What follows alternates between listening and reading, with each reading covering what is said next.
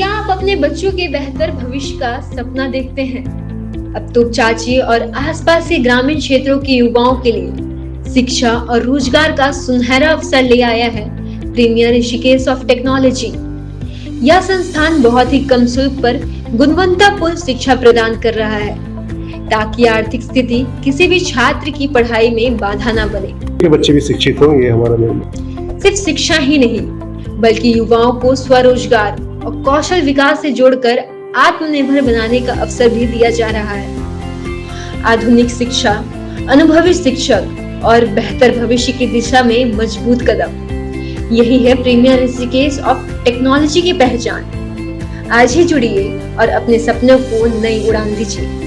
पूर्वी चंपारण जिले के सुगोली थाना क्षेत्र के बेलबतिया गांव में सोमवार की रात एक शादी उस समय टूट गई जब विवाह समारोह के दौरान नेग की रस्म में चढ़ाए गए गहने कथित रूप से नकली पाए गए। इस खुलासे के बाद विवाह मंडप में अचानक हंगामा मच गया और देखते ही देखते खुशियों का माहौल तनाव में बदल गया।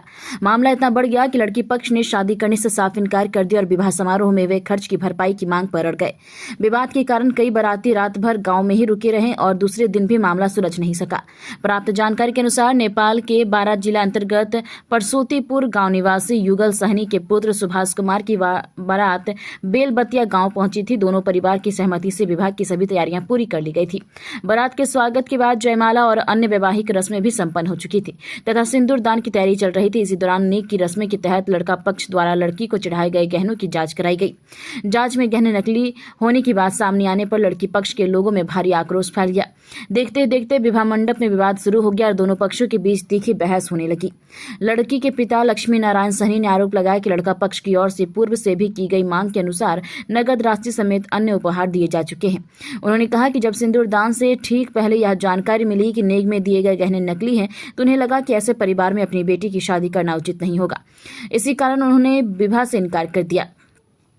उन्होंने कहा कि शादी की तैयारियों, खान पान, सजावट और अन्य व्यवस्थाओं में काफी खर्च हुआ है। ऐसे में लड़का पक्ष पहले विवाह समारोह में हुए खर्च की भरपाई करे, उसके बाद ही उन्हें जाने दिया जाएगा। शादी टूटने की खबर फैलते ही गांव में बड़ी संख्या में लोग जुट गए। देर रात तक दोनों पक्षों के बीच आरोप प्रत्यारोप और बातचीत का दौर चलता रहा। बताया जाता है कि विवाद बढ़ने के बाद कुछ बाराती वहां से चले गए जबकि कई बाराती गाँव में ही रुके रहे।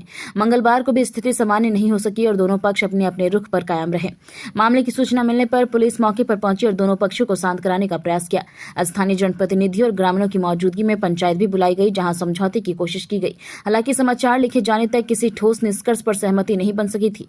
ग्रामीणों के अनुसार रात भर पंचायत और वार्ता का सिलसिला चलता रहा लेकिन खर्च की भरपाई और गहनों को लेकर विवाद बना हुआ है। पुलिस की मौजूदगी में दोनों पक्षों के बीच बातचीत जारी है और मामले को शांतिपूर्ण तरीके से सुलझाने का प्रयास किया जा रहा है। इस अप्रत्याशित घटना के बाद विवाह मंडप जो कुछ घंटे पहले तक सहनाइयों और खुशियों से गूंज रहा था वह पूरी तरह सुनसान पड़ गया। गाँव में दिन भर ऐसी घटना की चर्चा होती रही और लोग इस क्षेत्र के चर्चित घटनाओं में से एक बता रहे हैं। I would not hear. I would hold on. I would let the cost good get do no. पैसे जान ला है। अभी हाथ में दर्द डाल नहीं अब दांते काटल बा ओके काट के उजर ना देखल जानहु के हां उजर दांते अब बाबूजी हमनी तो ना बुझाई और बाबूजी दांते कटले नु तो उजर हो गए सिल्वर खाने बस तब हमनी कोनी से तब हमनी का शादी ना करम छ हां तब का भइल ओकर बाद पहले बारी हम कहले बानी करा से पहले ही कि अपने मोटरसाइकिल लेके किन दी हमरा एगो ढोला लेके आम शादी कर दे तो मोटरसाइकिल ला किन आयल तो गाना कहे ना आयल मोटरसाइकिल ला किन गाना कहे ना आयल तो मोटरसाइकिल किन दी गाना एगो ढोला लेके हम शादी कर दे कह दे बानी पहले ही वही से हमने रोक ले बानी रोक देंगे तो तीनों गहना वो नकली है। हाँ तीनों गहना नकली वैसे शादी रोक देने लगा। हाँ उनके ना करम शादी।